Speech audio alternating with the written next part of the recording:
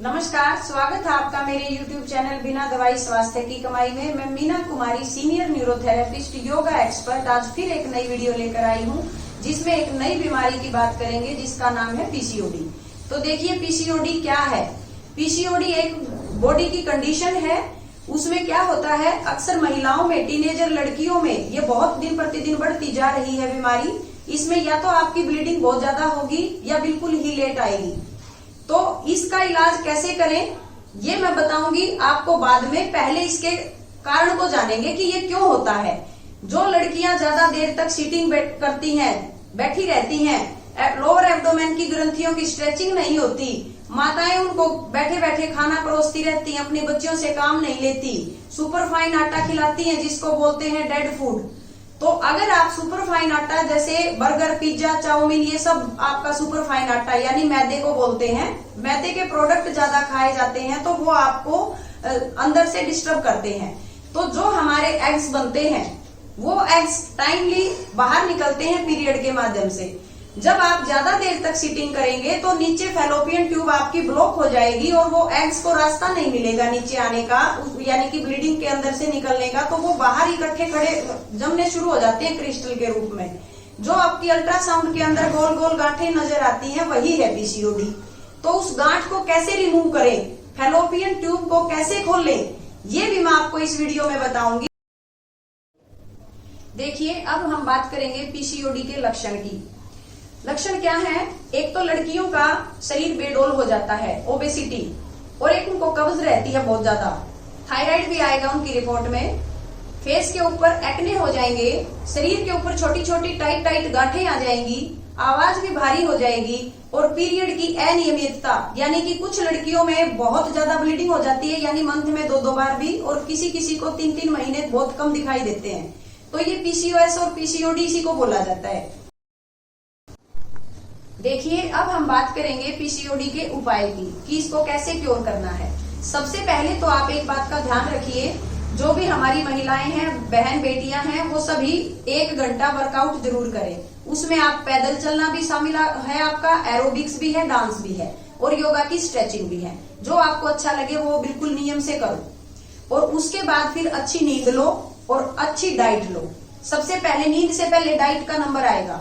Diet में क्या क्या शामिल करना है आपको, मिनरल से भरपूर और विटामिन और प्रोटीन से भरपूर खाना लेना है। और ये तीनों चीजें किसमें हैं, लिविंग फूड में, जो माँ प्रकृति से डायरेक्ट हमें मिला है। पैक्ड फूड में नहीं है, वो डेड फूड है। अगर मैं ये कहूँ कि आप एक बिस्किट से पौधा बना दो, बिस्किट को अगर आप उगाओगे तो बिस्किट से पौधा नहीं बनेगा, वो डेड फूड है। अगर मैं ये कहूँ कि एक गेहूं को उगा दो, वैसे तो बना तो है गेहूं से ही बिस्किट, लेकिन गेहूं से गेहूं का पौधा उग गया, उसमें जान है, बिस्किट में जान नहीं है। तो बेजान खाना नहीं खाना। अगर आप बेजान खाना खाओगे, डेड फूड खाओगे, तो आपकी बॉडी भी डेड जैसी ही रहेगी। आलस को त्यागना है तो डाइट सुधारनी पड़ेगी। मोटापे को कम करना है तो डाइट फॉलो करनी पड़ेगी, प्रॉपर एक्सरसाइज करनी पड़ेगी। ये 3 चीजें आप नियम से बना लो और एक ही बार में ज्यादा मत खाओ। हर 3 घंटे में थोड़ा थोड़ा लो। उसमें क्या क्या, जैसे मूंग की दाल आपको खानी है तो मूंग छिलके वाली दाल खाइए, घिया, तोरी, पेठा, परमल ये खाइए, नारियल पानी पीजिए, सिंपल पानी की भी मात्रा बढ़ा दीजिए, लेकिन एक ही बार में 2 से 3 गिलास ना पी करके 50-50, 60-60 ml पानी पीजिए हर 1 घंटे के बाद। वो अच्छे से डाइजेस्ट भी होगा और किडनी उसमें से प्रॉपर तरीके से मिनरल भी छांट देगी। तो ये छोटी छोटी चीजें हैं जो फॉलो करोगे तो ये पीसीओडी कोई बड़ी बीमारी नहीं है, सिर्फ एक सिम्टम है, एक लक्षण है, और इसके जिम्मेदार भी हम हैं। अगर आप इसका ट्रीटमेंट नहीं करोगे, अच्छे से आप ध्यान से अपने रूल फॉलो नहीं करोगे तो फिर बड़ी बीमारी में कन्वर्ट हो जाता है। बड़ी बीमारी में जब कन्वर्ट होगा तो क्या होगा, लड़कियां बच्चा कंसीव नहीं कर पाती, बांझपन जिसको बोलते हैं, अनफर्टिलिटी की प्रॉब्लम हो जाती है। और ये लड़कों में भी होती है, ऐसा नहीं है कि लड़कियों में, उनमें स्पर्म की जो मैच्योरिटी है वो कम हो जाती है।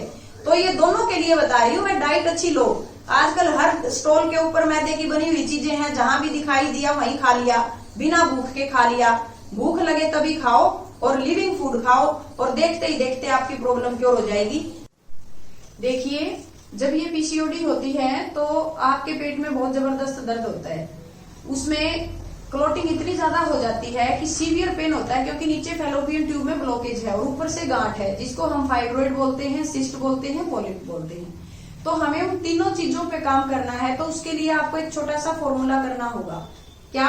सरसों का तेल लीजिए और अपनी नाभि के चारों तरफ पेट के नीचे की साइड से गोल गोल घुमाइए और मालिश करिए 2 मिनट की। फिर उसके बाद गर्म पानी की बोतल लेनी है, और बोतल कैसी हो? कांच की, ना तो प्लास्टिक की बोतल लेनी और ना हॉट बैग लेना। तो ये जो जेल वाली आती है मार्केट में, ये भी नहीं चलेगी। कांच की बोतल में पानी लेना है, थोड़ा तेज गर्म हो, और ढक्कन उसका अच्छे से टाइट बंद करके और पेट के ऊपर कॉटन का कपड़ा रख लेना, या फिर बोतल को कपड़े में लपेट लेना, और फिर आप अपने पेट की सिकाई करिए। जब आप अपने पेट की 5 से 6 मिनट तक सिकाई करेंगे तो अंदर से जो पॉलिप है, जो सिस्ट है, जो कचरा इकट्ठा हो गया है पीछे फैलोपियन ट्यूब में, वो डिजोल्व होना शुरू हो जाएगा। सिकाई हर चीज को मेल्ट करती है। और जब आप योगासन करेंगे, ये स्ट्रेचिंग करेंगे, तो वो खींच खींच के आपका बाहर रास्ता मिलेगा उसको, और वो निकल जाएगी गंदगी आपकी। और आप थोड़े दिन बाद फिर से टेस्ट कराएंगे, नॉर्मल रिपोर्ट आएगी, चाहे मेरे से लिखवा लो। देखिए, अब हम बात करेंगे पीसीओडी को दूर करने के लिए कौन कौन से योगासन जरूरी है। पीसीओडी को दूर करने के लिए सबसे पहले आपको बटरफ्लाई करनी है। करते तो सभी हैं, लेकिन तरीका देखिए। दोनों पैरों को ऐसे मिलाएंगे और एनस को थोड़ा बाहर की तरफ निकालते हुए रीढ़ की हड्डी को सीधा रखेंगे, और ये स्ट्रेचिंग करनी है। जब आप लोअर एब्डोमेन की ग्रंथियों की ज्यादा स्ट्रेचिंग करेंगे तो आपकी यूट्रस और ओवरी की प्रॉब्लम क्योर होगी। फिर हम क्या करेंगे, यहाँ पर जो ये जॉइंट है आपका थाई और काफ का, इस जॉइंट के अंदर अपनी एल्बो मिलाएंगे। पैर जितने ज्यादा अंदर जा सकते हैं जाने दें, और फिर आप धीरे धीरे धीरे धीरे इनको नीचे की तरफ दबाते जाइए और आप आगे की तरफ झुकते जाइए। यहाँ होल्ड करिए 10 से 15 सेकंड तक, फिर रिलैक्स। और इसको आप 10 से 12 बार कर सकते हैं। मतलब जितना इस स्लिट जांघों के एरिया को, जनेंद्रियों को खोलोगे, उतनी बीमारी क्योर होगी। इसके बाद फिर क्या करेंगे,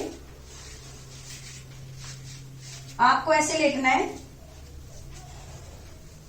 दोनों पैर इतने खोलने हैं जितने आपकी हिप्स की चौड़ाई है। ज्यादा से ज्यादा खोल के हाथ सिर के नीचे, लंबा गहरा सांस लेंगे। गर्दन राइट साइड है तो दोनों पैर लेफ्ट साइड। ध्यान रहे कि आपके कंधे ना उठें, और यहाँ भी आप 10 सेकंड होल्ड करेंगे। फिर आप दूसरी साइड से जाएंगे, एक घुटने को बाहर की तरफ और इस वाले घुटने को अंदर नीचे मैट से लगाने की कोशिश करिए। यहाँ 10 सेकंड होल्ड करिए। आप देखेंगे कि आपकी थाई और ये लोअर एब्डोमेन पूरा स्ट्रेच होगा। ये जो थाई है, थाई के अंदर आपकी राइट ओवरी की ग्लैंड निकलती है जो एस्ट्रोजन हार्मोन बनाती है, और इधर प्रोजेस्टेरोन हार्मोन बनता है। जब आपकी थाई स्ट्रेच होंगी तो दोनों ओवरी अपना अपना जो हार्मोन है वो रिलीज करेंगी। आपको बाहर से हार्मोन लेने की जरूरत नहीं पड़ेगी। तो इसके बाद फिर हम इसके दोनों साइड से 5-5 सेट करेंगे, यानी कि 10-10 सेकंड का होल्ड करेंगे, और दोनों साइड से 5-5 बार करेंगे इस अभ्यास को। और इसके बाद फिर आपको अपने घर में दुपट्टा या कोई इस टाइप की बेल्ट लेनी है, और अपने एक पैर को ऊपर उठाइए।